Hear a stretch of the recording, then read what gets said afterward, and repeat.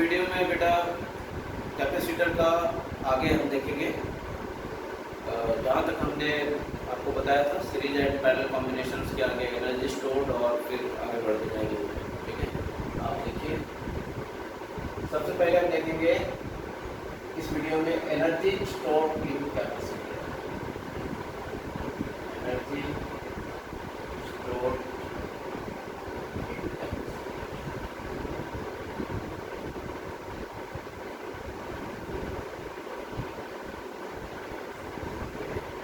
इस कैपेसिटर में कौन सा एनर्जी स्टोर होगा, पहले भी बता चुका हूँ बेटा।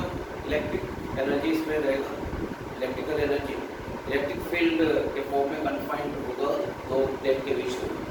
तो इसके लिए हम देखिए, जैसे मैंने एक कैपेसिटर बनाया है, ठीक है।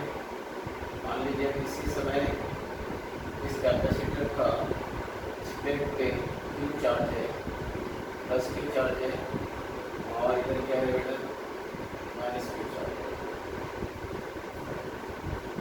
और आपको अच्छे से पता है कि एनर्जी स्टोर्ड हम कैसे निकालते हैं, work done by external agent. External agent जो वर्क करेगा, वैसे अगर देखा जाए तो इसमें कैपेसिटर में जो वर्क करता है बेटा वो बैटरी होता है। अगर बैटरी हम लगा देंगे तो बैटरी काम क्या करता है, यहाँ से बैटरी जो होता है बेटा वो सोर्स ऑफ चार्ज नहीं होता है। बैटरी सोर्स ऑफ चार्ज नहीं होता है, क्या होता है, वर्क करता है बेटा, इधर से चार्ज को इधर लाना, मतलब एक्सटर्नल एजेंट का काम है।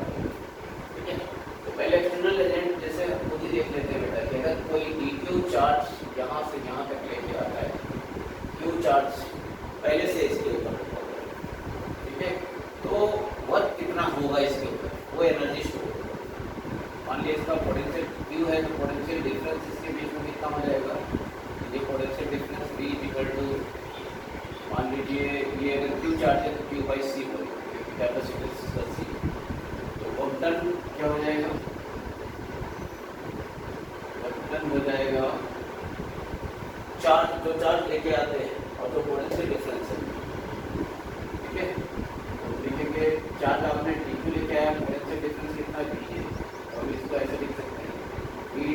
इंटीग्रेशन आप कीजिएगा, कहाँ से कहाँ तक कीजिएगा बेटा, डी क्यू है 0 से लेकर के प्लस क्यू तक। हमने इसको चार्ज लाता किया और इसका चार्ज कितना हो गया बेटा, फिर जब तक प्लस क्यू नहीं हो जाता है तब तक हम इसको चार्ज लेकर के आ रहे हैं, ये क्यू तक पॉजिटिव चार्ज क्यू तक लिखा हमने, ठीक है।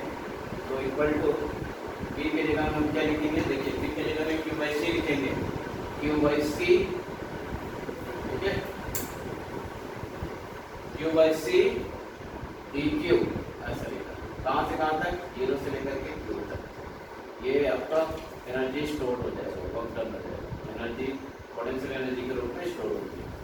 तो ये क्या हो जाएगा बेटा, क्यू डी क्यू, 1/c बाहर निकाल दिया, अंदर में क्या रह गया, क्यू डी क्यू हो गया। कहाँ से कहाँ तक, 0 से लेकर के कैपिटल क्यू तक। That implies u is equal to 1/c, ये आ जाएगा क्यू स्क्वायर बाई 2। कहाँ से कहाँ तक, 0 से क्यू तक। That implies u is equal to क्या हो जाएगा, 2 बाहर हो गया 1/2, c बाहर हो गया, ये आ जाएगा आपका क्यू स्क्वायर, मतलब u इज इक्वल टू आ गया आपका क्यू स्क्वायर बाई 2c। इतना है, ठीक है। इसी चीज को हम ऐसे भी लिख सकते हैं, क्योंकि Q is equal to C B, D volt तक आ गया बेटा, तो हम लिख सकते हैं U is equal to Q के जगह में सी बी फॉर्मूला लगा दीजिए, C square B square divided by इस क्यू स्क्वायर के जगह में हमने लिखा सी स्क्वायर बी स्क्वायर, और 2 नीचे और सी लिखा, ये सी और ये सी एक सी कट जाएगा, U इज इक्वल टू क्या हो गया बेटा, हाफ सी बी स्क्वायर, मतलब एनर्जी स्टोर जो हुआ वो इतना होगा। अब इसी से हम एनर्जी डेंसिटी में भी जा सकते हैं बेटा, एनर्जी डेंसिटी। अगर हम इसका डेरिवेशन निकालें, एनर्जी पर यूनिट वॉल्यूम होता है, क्या होता है, एनर्जी पर यूनिट वॉल्यूम होता है। मैं इसको अगर ऐसे करूं, U is equal to half C V square लिखा हुआ है, B को हमने क्या किया बेटा, C को चेंज किया, देखिए C को मैंने चेंज किया, epsilon not a by D और बी को लिखा ई डी, क्योंकि वोल्टेज इज इक्वल टू क्या होता है, इलेक्ट्रिक फील्ड इनटू डिस्टेंस होता है, ई डी लिखा, ठीक है। ये ऐसा करके is equal to E square हो जाएगा, so that implies U is equal to क्या हो गया,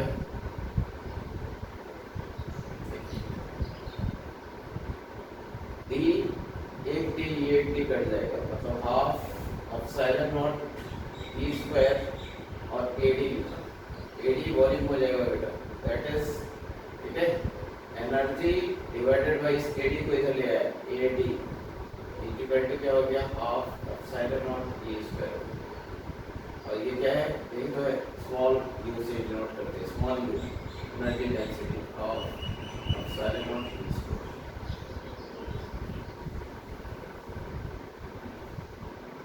energy per unit volume, energy density क्या है बेटा, देख सकते हैं, एनर्जी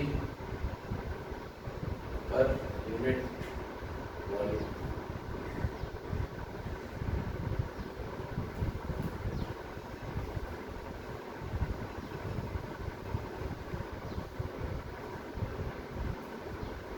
एक चीज है,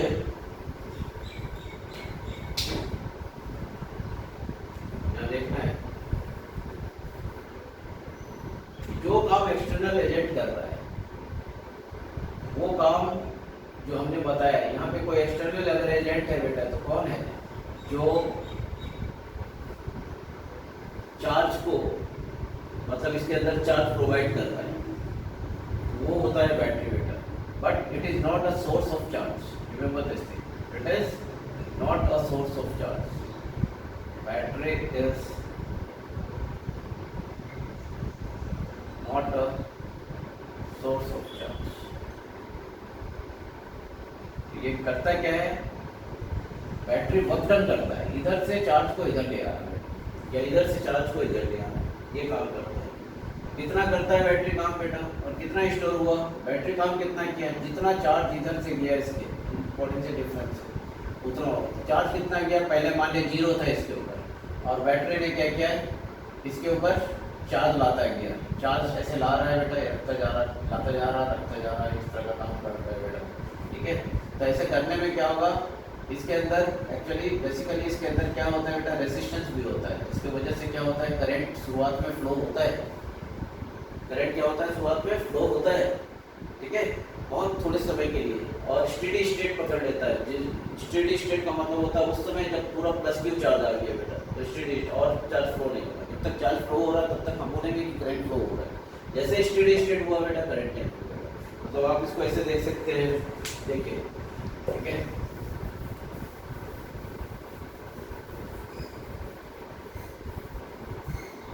वैसे मैं ट्रांसिएंट करंट में आपको बताऊंगा उसको, ठीक है। फिर आप देखिए कि ये ऐसा कैसे होता है, कि जैसे कि रेजिस्टेंस वाई में होता है बेटा, एक कैपेसिटर हुआ, ठीक है, ये बैटरी हमने लगा दी है, और मान लिया कि कैपेसिटर अभी क्या है,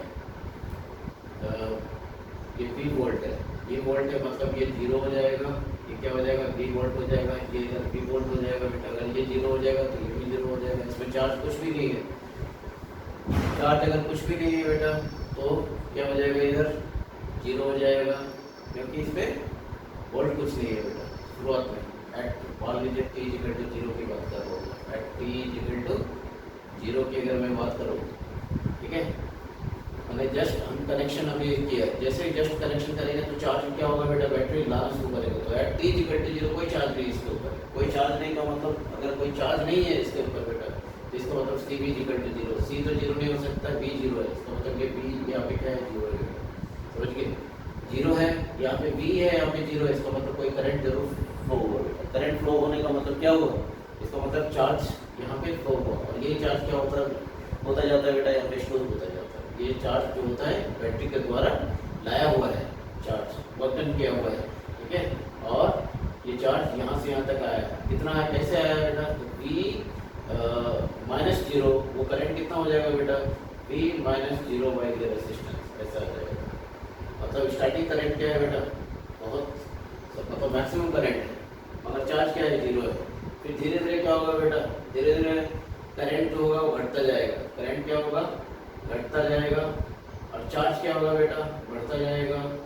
ठीक है, करंट घटता जाएगा और चार्ज क्या होगा, जीरो से चार्ज बढ़ता जाएगा, और एक समय जब स्टेडी स्टेट आ जाएगा बेटा तो रुक जाएगा। करंट क्या हो जाएगा स्टेडी स्टेट में, at steady state, at steady state क्या हो जाएगा, करंट जीरो हो जाएगा, कोई करंट नहीं, और चार्ज मैक्सिमम हो जाएगा, मैक्सिमम चार्ज।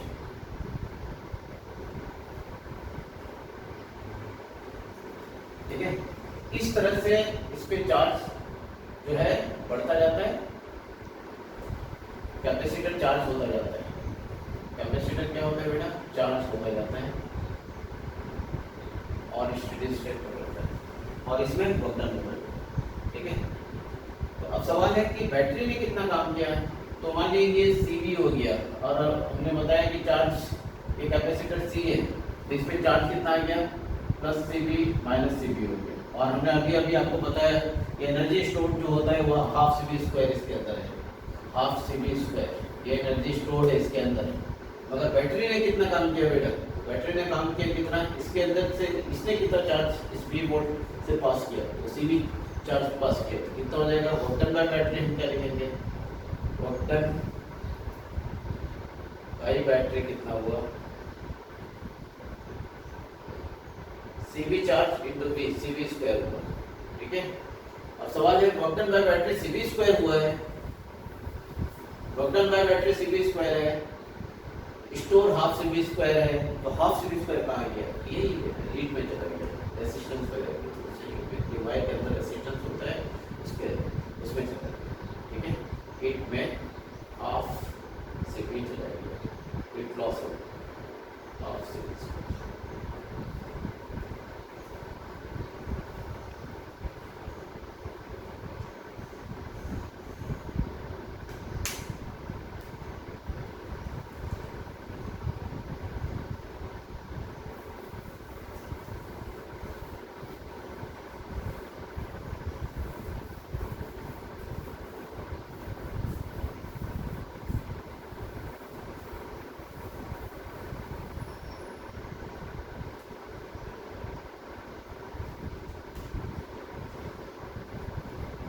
वैसे डायलेक्ट्रिक के बारे में आपको पहले भी बताया जा चुका है बेटा, लाइव क्लास में बताया हुआ है। ठीक है, फिर भी थोड़ा देखते हुए हम आगे बढ़ेंगे इसमें। डायलेक्ट्रिक अगर हम किसी कैपेसिटर के अंदर प्लेस करते हैं, डायलेक्ट्रिक अगर हम किसी कैपेसिटर के अंदर प्लेस करते हैं तो कैपेसिटेंस किस तरह से, किसी कैपेसिटर का कैपेसिटेंस किस तरह से चेंज होता है। ठीक है, डायलेक्ट्रिक होता क्या है ये भी आपको पता है, इंसुलेटिंग मटेरियल होता है। ठीक है, जिसको हम प्लेस करते हैं बेटा तो capacitance, electric field intensity change होता है। ठीक है, कुछ कंडीशन के साथ में चेंज होता है। तो सबसे पहले हम देखें डायलेक्ट्रिक मटेरियल, वो जो हम मीडियम में डालने वाले हैं, ये दो तरह का पहले ही बताया जा चुका है बेटा। एक होता है नॉन पोलर, ठीक है, और दूसरा होता है polar. Non polar material, non polar dielectric लिखते थे, इसका polar dielectric.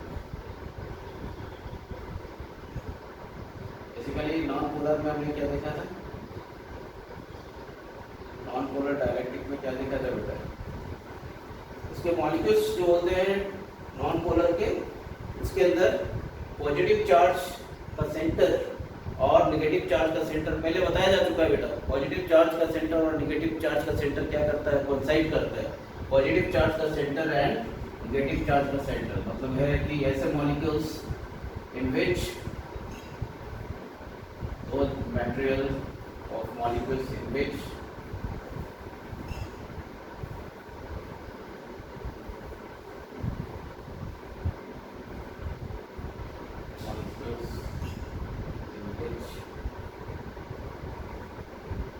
center of positive charge coincide with center of negative charge। सब कुछ बताया जा चुका है बेटा एग्जाम्पल के साथ में, फिर से एक बार देख रहे हैं, इसलिए फटाफट देख रहे हैं।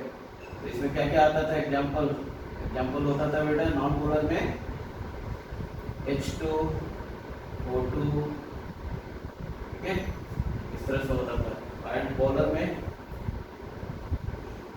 Polar molecules, polar those matter polar dialectically होते हैं, those materials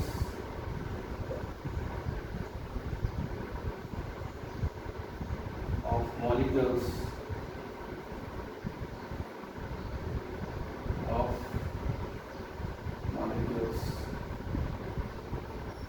in which center of positive charge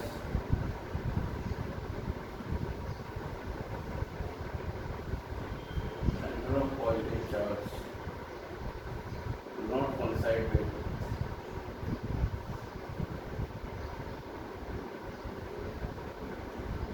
center of negative charge।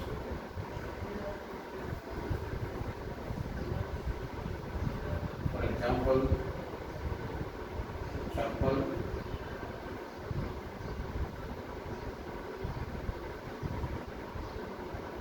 क्या हो सकता है HCl, NaCl, H2O,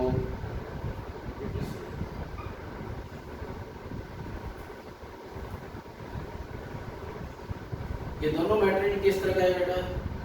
एक ये सब बताया जा चुका है आपको। ये मटेरियल जो होता है परमानेंट डायपोल नहीं होता है। नॉन पोलर जो होता है, नॉट ऐसा molecule, not a permanent dipole.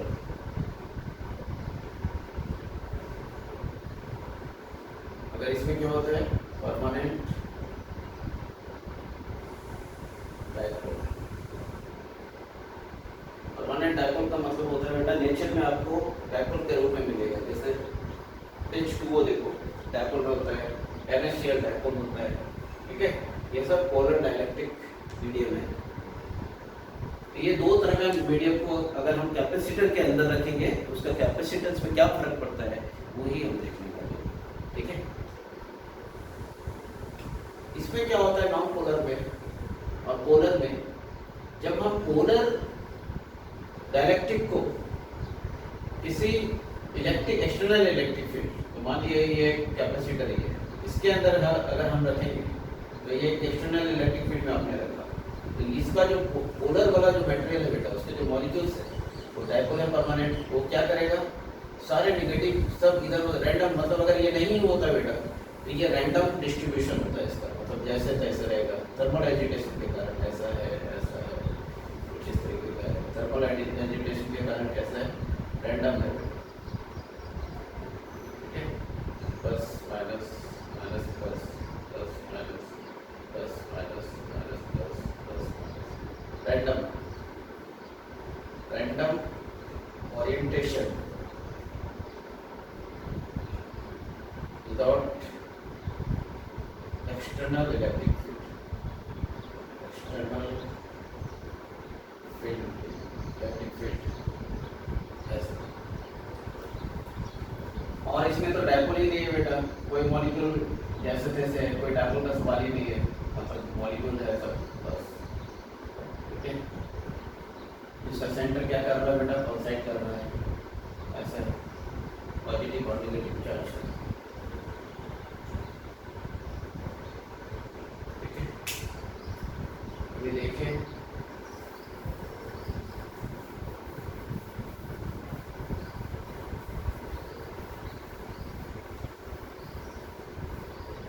तो अभी हमने देखा कि पोलर हो चाहे नॉन पोलर हो, अगर मैं किसी कैपेसिटर के अंदर रखता हूँ, सबसे पहले पोलर की बात करता हूँ, किसकी बात करता हूँ पोलर की। देखिए कैपेसिटर है, ठीक है, प्लस प्लस हमने चार्ज रखा, माइनस माइनस, मतलब ये कैपेसिटर का जो है दो प्लेट है जिसके अंदर ये चार्ज है, प्लस क्यू और माइनस क्यू। अगर हम इसके अंदर एक मटेरियल रखा, सबसे पहले कौन सा रख रहा हूँ मैं, पोलर रख रहा हूँ बेटा, पोलर मॉलिक्यूल। अगर पोलर मॉलिक्यूल्स हम इसके अंदर रखते हैं तो सब इसके अंदर परमानेंट डायपोल है, तो परमानेंट डायपोल है तो करेगा काम क्या करेगा बेटा, जैसे ही एक्सटर्नल फील्ड E0 पे आपने इसको रखा, जैसे ही आपने एक्सटर्नल फील्ड पे रखा, सब ओरिएंटेशन इसका बदल जाएगा और एक डायरेक्शन में हो जाएगा। ऑल मॉलिक्यूल्स विल, ठीक है, tend to orient itself in such a direction that its dipole moment should be in the direction of electric field. They will align. What to say? Their tendency to align.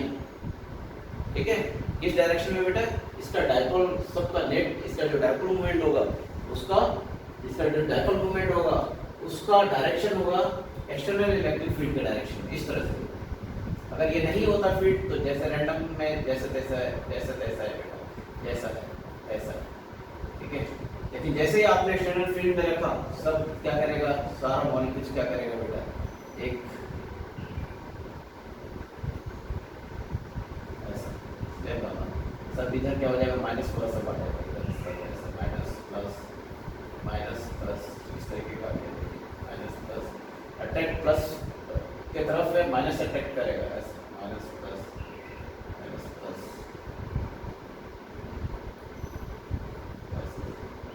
और इधर attack जो होगा बेटा plus minus plus minus.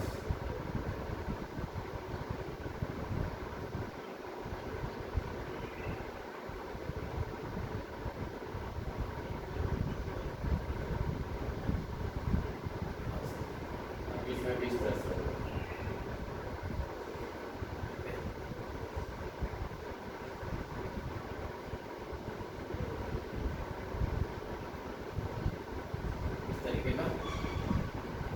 सब align हो जाएगा। All the molecules align in a direction such that इसका जो फील्ड का जो डायरेक्शन होगा, मतलब इसका जो डायपोल मोमेंट का जो डायरेक्शन होगा बेटा, डायपोल मोमेंट मतलब किधर होगा, माइनस से प्लस की तरफ, वो किधर होगा, एक्सटर्नल फील्ड की डायरेक्शन। डायपोल मोमेंट का डायरेक्शन इस तरह से अलाइन करेगा कि एक्सटर्नल फील्ड के डायरेक्शन में आ जाएगा।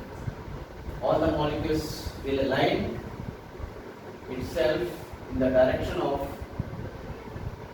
all the molecules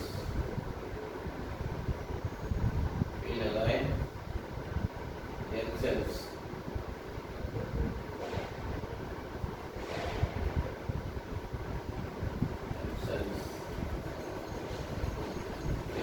in such a way that apple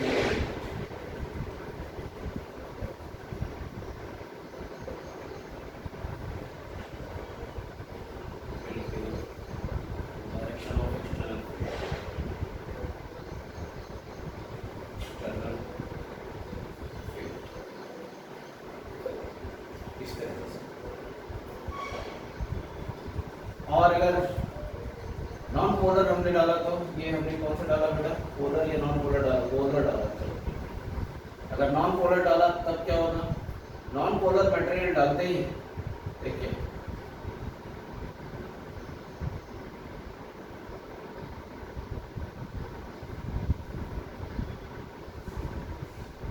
जैसे नॉन पोलर हमने डाला वैसे इसके मटेरियल के अंदर डिस्प्लेसमेंट आ जाएगा बेटा, मतलब डिस्प्लेस हो जाएगा पॉजिटिव और नेगेटिव चार्ज। पहले पॉजिटिव और नेगेटिव चार्ज क्या कर रहा था बेटा, कोइंसाइड कर रहा था, सेंटर दोनों का सेम ही था, मतलब ऐसा अगर हम करेंगे तो दोनों का पॉजिटिव और नेगेटिव चार्ज का सेंटर सेम था। बट जैसे ही हम ये करेंगे तो पॉजिटिव चार्ज थोड़ा शिफ्ट करेगा इधर इस तरफ, नेगेटिव की तरफ नेगेटिव चार्ज थोड़ा शिफ्ट करेगा, तो यहाँ पे डायपोल बन गया। पहले डायपोल नहीं था, पहले डायपोल नहीं था, कौन सा, ये नॉन पोलर बेटा, नॉन पोलर मॉलिक्यूल्स पहले डायपोल नहीं था। लेकिन जैसे ही हम एक्सटर्नल फील्ड में डाला, E0 एक्सटर्नल फील्ड में डाला, वैसे ही सब क्या करेगा, एक डिस्प्लेसमेंट आएगा इसके अंदर, मतलब डिस्प्लेस हो जाएगा चार्ज। तो ये थोड़ा इधर भागेगा, थोड़ा इधर भागेगा, और बीच में ये नेट जीरो हो जाता है बेटा। इसमें भी उसी तरह से होगा, इधर क्या हो जाएगा, एक डायपोल तब बन जाएगा। कैसे बन जाएगा फिर, इधर माइनस, इधर प्लस, इधर माइनस, इधर प्लस इधर माइनस, इस तरह से बन जाएगा। डिस्प्लेसमेंट डिस्प्लेस हो जाएगा, चार्ज का जो सेंटर है वो डिस्प्लेस करेगा। Centre of charges displace in external field, electric field. ठीक है, तो फिर ये डायपोल बन गया। ये परमानेंट डायपोल था और ये डायपोल नहीं था, लेकिन एक्सटर्नल फील्ड में डालने से डायपोल बन गया बेटा, क्योंकि डिस्प्लेस कर गया। तो फिर ये क्या हो जाएगा, इस तरफ इंड्यूस हो गया चार्ज, इधर क्या हो जाएगा, इंड्यूस हो जाएगा। नेट इधर 0 हो जाएगा, लेकिन साइड में इसका जहाँ पे माइनस है उसके साइड में नेट ये चलता रहेगा बेटा, मूवमेंट तब तक चलता रहेगा जब तक कि इसको बैलेंस नहीं करता है। इसको, ये जो एक्सटर्नल इलेक्ट्रिक फील्ड है बेटा, मतलब जब तक वो स्टेट में नहीं आता है कि और वो जा नहीं सकता बेटा, तब तक ये ऐसा मूव करता रहेगा, मतलब ये नेट फील्ड पूरा इंड्यूस होता रहेगा। ठीक है, देखिए इसमें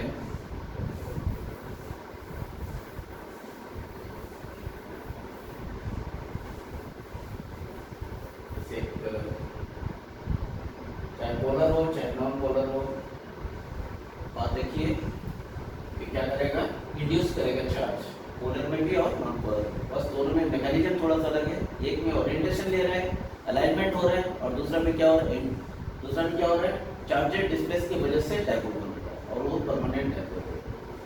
अब कैपेसिटर का कैपेसिटेंस किस तरह से क्या फर्क पड़ता है बेटा, वो देखिए। अगर कैपेसिटर ये यहाँ पे देखिए, अगर मैंने चाहे पोलर हो चाहे नॉन पोलर हो, अगर मैंने ये मान लिया पहले कितना था, प्लस क्यू था, ये माइनस क्यू था, ऐसा चार्ज।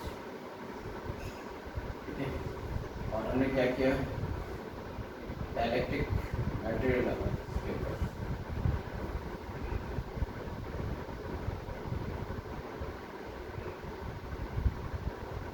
तो यहाँ पे इंड्यूस चार्ज होगा बेटा, नेट प्लस प्लस, और यहाँ पे माइनस माइनस,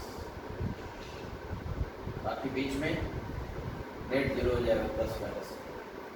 ये इंड्यूस चार्ज होगा, मतलब हम ये जो चार्ज हुआ इंड्यूस चार्ज, उसको क्यू आई लिखा बेटा, और यहाँ पे भी क्या लिखा, plus Q I minus Q I, ऐसा इंड्यूस चार्ज होगा। ठीक है, एक्सटर्नल फील्ड जो था प्लस क्यू और माइनस क्यू के वजह से, तब ये वो फील्ड था ई नॉट था।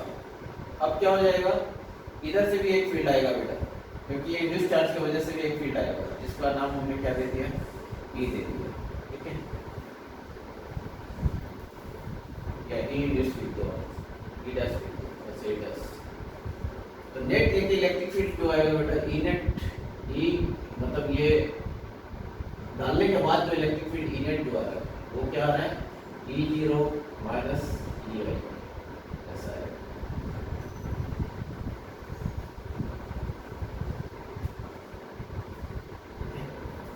और net electric field by definition E equal to E0 by K होता है बेटा। इसी कैपेसिटर के अंदर मटेरियल का डाइलेक्ट्रिक कांस्टेंट, ठीक है, डिवाइड होता है। जैसे कि अगर मैं बोलूँ कि एयर है, E इक्वल टू कितना हो जाएगा, E0 बाई 1। एयर का डाइलेक्ट्रिक कांस्टेंट कितना होता है, 1 होता है। ठीक है, तो E0 बाई 1 ऐसा होता है, ये बाई डेफिनेशन होता है E0 बाई K। तो हम यहाँ पे लिख सकते हैं E equal to E0 by K equal to E0 minus EI, ऐसा लिख सकते हैं।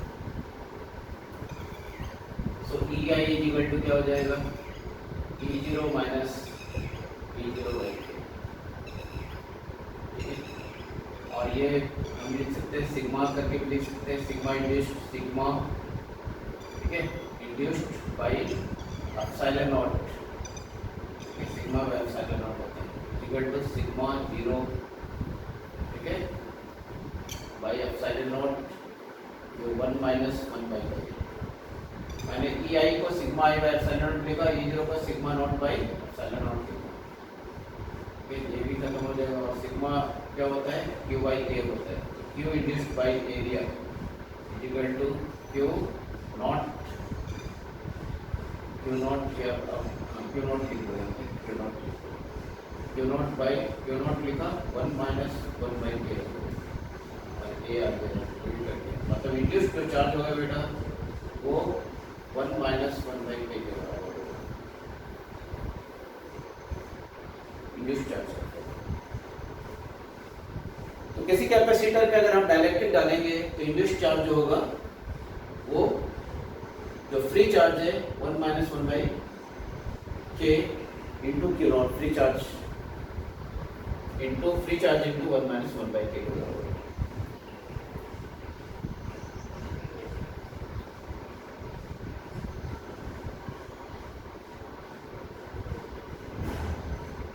अब कैपेसिटेंस पे क्या फर्क पड़ेगा,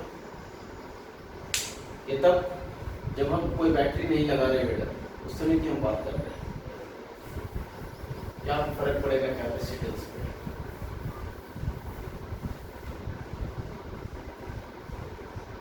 तो देखिए पहले कैपेसिटेंस था C0 क्या था, epsilon not A by D था बेटा। और कैसे निकाला था हमने, Q0 बाई V0 ऐसे लिख सकते हैं, पहले V0 था। अभी जैसे ही हमने इसको डाला इलेक्ट्रिक फील्ड बदल गया बेटा, कितना बदल गया, इलेक्ट्रिक फील्ड बदल गया आपका E0 बाई के हो गया, ऐसा हो गया। अभी जो इलेक्ट्रिक फील्ड हो गया जैसे ही हमने डाला इलेक्ट्रिक फील्ड हो गया E0 बाई के हो गया, ऐसा।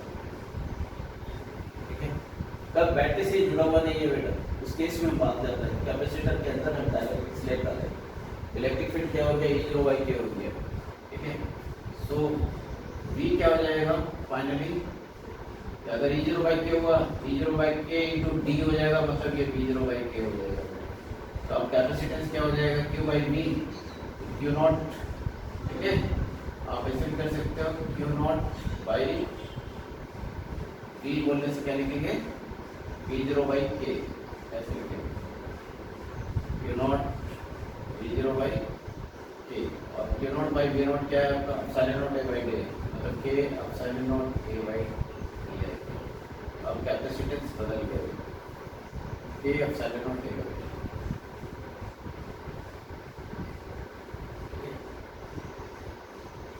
तो अगर डाइलेक्ट्रिक स्लैब डालते हैं तो कैपेसिटेंस क्या होता है, ऐसा होता है K epsilon not A by D। अब थोड़े से प्रॉब्लम देखेंगे सीरीज और पैटर्न में। ठीक है, और उसके बाद फिर से एक बार डिस्कस करेंगे इसके बारे में बेटा, बैटरी से लगा हुआ बैटरी से नहीं लगा हुआ। ठीक है, जब डाइलेक्ट्रिक स्लैब हम डालते हैं तो कैपेसिटेंस में क्या फर्क पड़ता है वो तो हम नहीं डाला हुआ देखा, बैटरी डाल के फिर देखेंगे। फिर वोल्टेज पे क्या फर्क पड़ता है, फिर इलेक्ट्रिक फील्ड पे क्या फर्क पड़ता है, एनर्जी स्टोन पे क्या फर्क पड़ता है, ये सारे चीज देखेंगे। ठीक है, अभी भी हम देख सकते हैं इसको, पहले वो सीरीज ऑफ डायरेक्ट है।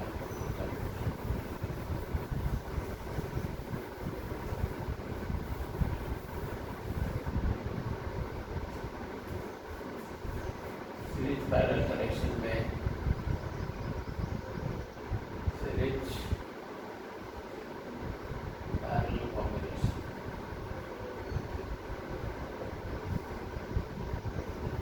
क्या बोलते हो बेटा, कैपेसिटर्स के साथ।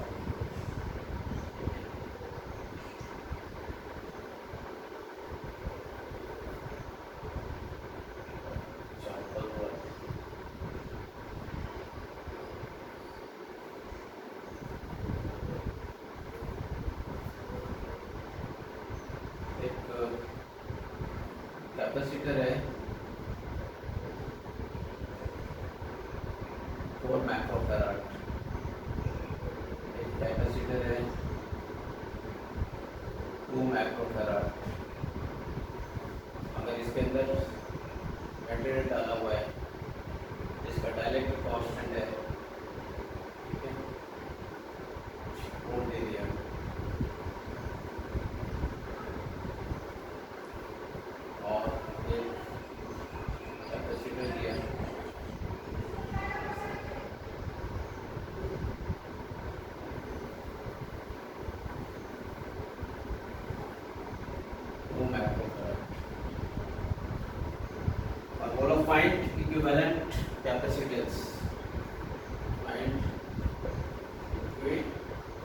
Equivalent capacitance, find equivalent capacitance. ठीक है,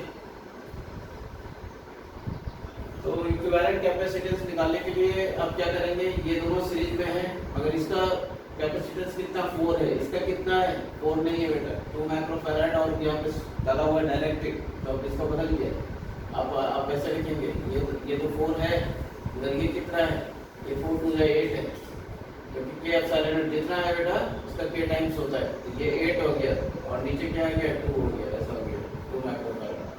तो ये आ जाएगा आपका कितना आएगा 4 × 8 / 4 + 8, फटाफट करते हैं 32 बाई कितना आ जाएगा 12।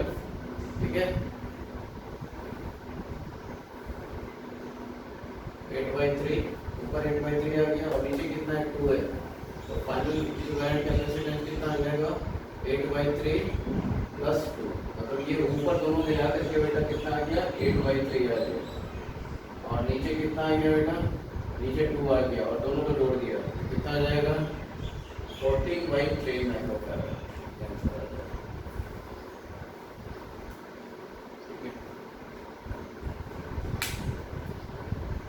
दूसरा देखिए,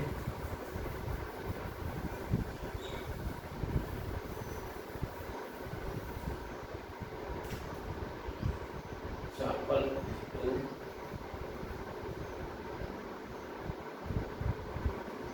मान लो एक कैपेसिटर ऐसा है, हमने क्या किया है, ये दे दिया है और हमने 2 स्लैब में बांट दिया, इधर K1 रखना और इधर K2 रखना, ये अलग है डायरेक्ट्रिक मीडियम और ये अलग है डायरेक्ट्रिक मीडियम, एरिया A है और दोनों के बीच डिस्टेंस कितना है D है, ये क्या है A। अब आपको बोला कि इसका बताइए इक्विवेलेंट कैपेसिटेंस क्या है। पहले वाला कैपेसिटेंस और दूसरे वाला कैपेसिटेंस देखिए कि सीरीज में ये पैरेलल है, ये देखिए इधर अगर प्लस प्लस होगा, इसका भी इधर प्लस प्लस हो रहा है, इधर अगर माइनस माइनस होगा, इसका भी क्या होगा बेटा माइनस माइनस होगा। इसका मतलब कि ये दोनों पैरेलल में है, मतलब ऊपर का कैपेसिटर और नीचे का कैपेसिटर सीरीज में ये पैरेलल है। बस ये 2 पैरेलल कैपेसिटर आप निकाल लीजिए, अब आंसर आ जाएगा ये C1 हो गया, C2 हो जाएगा। ठीक है, ऊपर वाला में कितना होगा K1 एप्सिलॉन A/2 आधा है, एरिया आधा है बेटा, लेकिन डिस्टेंस सेम है, /d लिखा। दूसरा का कितना आ जाएगा, ये K1 हो गया, ये K2 हो गया, एप्सिलॉन A/2 / d आ जाएगा। ठीक है, अब दोनों को जोड़ देना है, तो नेट इक्विवेलेंट कितना आ जाएगा K1 epsilon A/2d plus K2 epsilon A/2d, मतलब है एप्सिलॉन A/2d बाहर निकाल दिया, यहाँ क्या आ गया K1 + K2, इसी इक्विवेलेंट।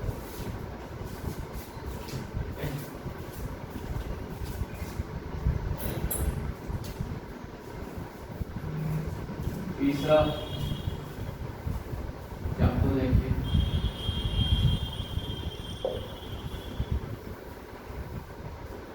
एग्जाम्पल 3,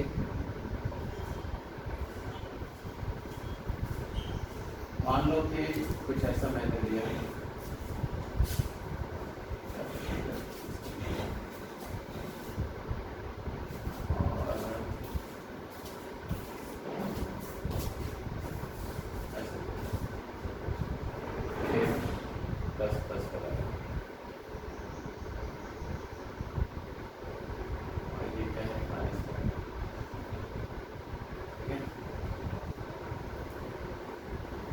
मान लिया मैंने इसको कुछ K1 दे दिया, इसको K2 दे दिया और इसको K3 दे दिया। एरिया A है प्लेट, एरिया ऑफ प्लेट कितना है A, और ये डिस्टेंस जो है इसके बीच वो दी है। अब देखिए कैसे हम करेंगे इसको सर, ये कैपेसिटर C1 हो गया, ये कैपेसिटर C2 हो गया, ये कैपेसिटर C3 हो गया। ये डायरेक्टिव कांस्टेंट अलग है, ये डायरेक्टिव कांस्टेंट अलग है और ये डायरेक्टिव कांस्टेंट अलग है, मतलब ये डायरेक्टिव मीडियम अलग है, ये तीनों अलग अलग मीडियम।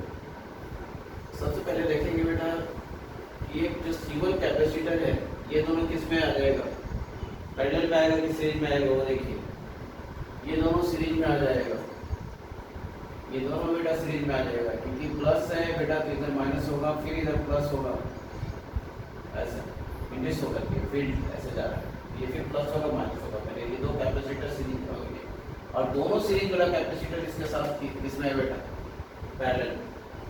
देखो ये दो सीरीज कैपेसिटर है, ठीक है, और दो सीरीज कैपेसिटर जो है ये C1 के साथ किसमें है, पैरेलल में। तो आप कैसे करेंगे, जैसे आप लिखेंगे ये C1 कैपेसिटर है, ठीक है,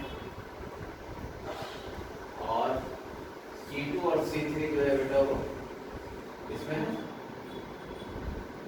पैरेलल है इसके साथ में ना, C2 और C3, C2 ठीक है और C3, जिसके ये पॉजिटिव प्लेट इसके साथ में मिल रहा है और नेगेटिव प्लेट जो है बेटा इसके साथ में, मतलब अगर मैं इसको C1 बोल रहा है, इसको C2 बोल रहा और इसको C3 बोल रहा, इस तरह का कैपेसिटर इसके बाद, ठीक है। अब क्या हो जाएगा सबका कैपेसिटेंस, इसका क्या हो जाएगा, C2 का बोलिए K2, C2 का वैल्यू सबका वैल्यू लिख देते हैं, C1 का वैल्यू क्या लिखेंगे, K1 एप्सिलॉन नॉट आधा, एरिया आधा हो रहा है, ये एरिया आधा हो रहा है A/2, डिस्टेंस पूरा है C2 के जगह में क्या लिखेंगे, K2 लिखेंगे, एरिया क्या हो रहा है बेटा, आधा हो रहा है, डिस्टेंस भी आधा हो रहा है, ठीक है। C3 का वैल्यू क्या लिखेंगे, A3, एरिया कितना हो रहा है, आधा हो रहा है, डिस्टेंस कितना हो रहा है, आधा हो रहा है, epsilon not A/2 epsilon not A/2 divide, मतलब है C1 का वैल्यू कितना आ गया, C1 का वैल्यू आ गया आपका K1 epsilon not A/2D, C2 का वैल्यू कितना आ गया, ये 2 कैंसिल हो जाएगा, K2 एप्सिलॉन नॉट A/D, ठीक है, और C3 का वैल्यू आ जाएगा K3 एप्सिलॉन नॉट A/D। अब दोनों को C2 और C3 ये दोनों क्या सीरीज में है, तो आप क्या लिखेंगे, C2 into C3 by C2 plus C3, ये एक बन जाएगा, ये दोनों क्या होगा, एक कैपेसिटर बन जाएगा, इतना कैपेसिटर। और फिर उसके बाद C1 के साथ जोड़ दीजिए, C2 इंटू C3 बोले से K2 एप्सिलॉन नॉट A/D, ठीक है, into K2 K3 epsilon not A/D divided by, ठीक है, K2 plus K3 epsilon not A/D, ये तो बढ़ जाएगा ऐसा, K2 K3 क्या जाएगा, निकालो मैं इसको, ये आपका आ गया K2 K3, इसका इस एक कैपेसिटर की बात कर रहा हूँ, ये आपका ये वाला C2 और C3 का नाम कर रहा हूँ, ये आ गया आपका K2 K3 epsilon not K2 K3 by K2 plus K3, ऐसा है एप्सिलॉन नॉट A/D, ये आपका इसका वैल्यू आ गया, ठीक है। अब आपको C1 के साथ जोड़ना है, C1 मतलब कितना जोड़ना है, सीधा पैरेलल में सीधा जोड़ दीजिए, K1 एप्सिलॉन नॉट A/D, ठीक है, जोड़ने के बाद कितना आ जाएगा, एप्सिलॉन नॉट A/D बाहर आ गया, बचा क्या, K1 plus K2 K3 by K2 plus K3, तो आप क्या लिखेंगे, एप्सिलॉन नॉट A/D, ठीक है, K1 K2 plus K1 K3 plus K2 K3 divided by K2 plus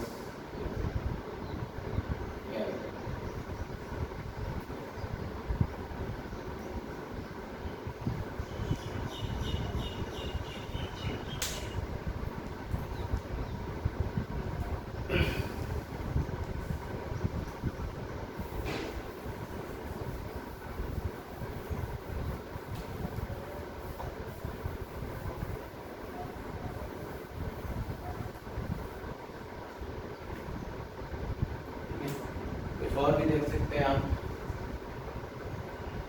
example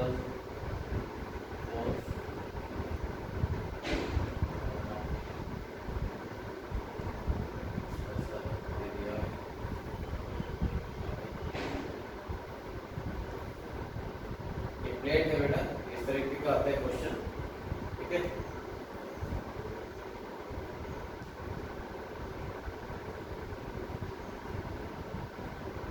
बोल देगा एरिया कितना है इसका, ये है, और इस दो प्लेट के बीच का डिस्टेंस कितना है, डी है।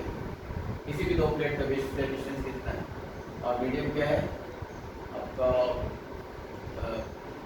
एयर है, ऐसा बोल दिया मैंने। कुछ भी दे सकते हैं, तो मीडियम देगा तो सीधा आप एयर सारे नोट नहीं करेंगे। इसका इक्विवेलेंट कैपेसिटेंस निकालना है। इसको निकालने के लिए आप क्या करेंगे, कोई एक प्लेट को एजम्पशन कर लो कि ये पॉजिटिव वाला प्लेट है और ये प्लेट नेगेटिव वाला है। ये देखो ये पॉजिटिव, मतलब ये सारा पॉजिटिव हो जाएगा ऐसा, ये नेगेटिव वाला है, ये नेगेटिव, इधर नेगेटिव आ रहा है, ठीक है, ऐसा हो। ये इधर पॉजिटिव है, ये इधर नेगेटिव है, फिर इधर भी क्या हो जाएगा बेटा, पॉजिटिव है, और ये क्या है, इधर नेगेटिव है। ये इधर क्या आ जाएगा, ये पॉजिटिव है, इधर क्या आ जाएगा, नेगेटिव। कितने कैपेसिटर बन गए, 1 2 3 कैपेसिटर बन गए। तीनों आपको देखना है कि ये पैरेलल में या सीरीज में। एक उठाएंगे तो प्लस और ये माइनस, देखिए माइनस माइनस के साथ मिल रहा है, ठीक है। फिर दूसरा ये प्लस प्लस के साथ मिल रहा है, मतलब एक कैपेसिटर जो हुआ आपका C1 प्लस और माइनस, दूसरे कैपेसिटर का भी प्लस माइनस से मिल रहा है, दूसरा कैपेसिटर का, और तीसरा कैपेसिटर का भी, जो तीसरा कैपेसिटर है वो भी प्लस माइनस से मिल रहा है। इसका मतलब हो गया तीनों किसमें आ गया बेटा, पैरेलल में आ गया, तीनों पैरेलल में आ गया। मतलब ये, मतलब अगर ये C है तो क्या आ जाएगा, इक्विवेलेंट कैपेसिटेंस 3C हो जाएगा, मतलब 3 7 और डिवाइड। और मान लीजिए किसी में अगर मीडियम दे दिया आपको, ये मीडियम तो बदल जाएगा, वो KC हो जाएगा। एक KC हो गया, वैसे हालत में क्या लिखेंगे, 2C प्लस KC, ऐसे लिखते हैं 2C, ये दोनों का तो 2C हो जाएगा plus KC, plus C plus K, ऐसे क्वेश्चन भी हो सकता है। अब एक लास्ट वीडियो आप देखिएगा बेटा कैपेसिटेंस का, जिसमें पूरा सारा टॉपिक खत्म हो जाएगा आज के बाद।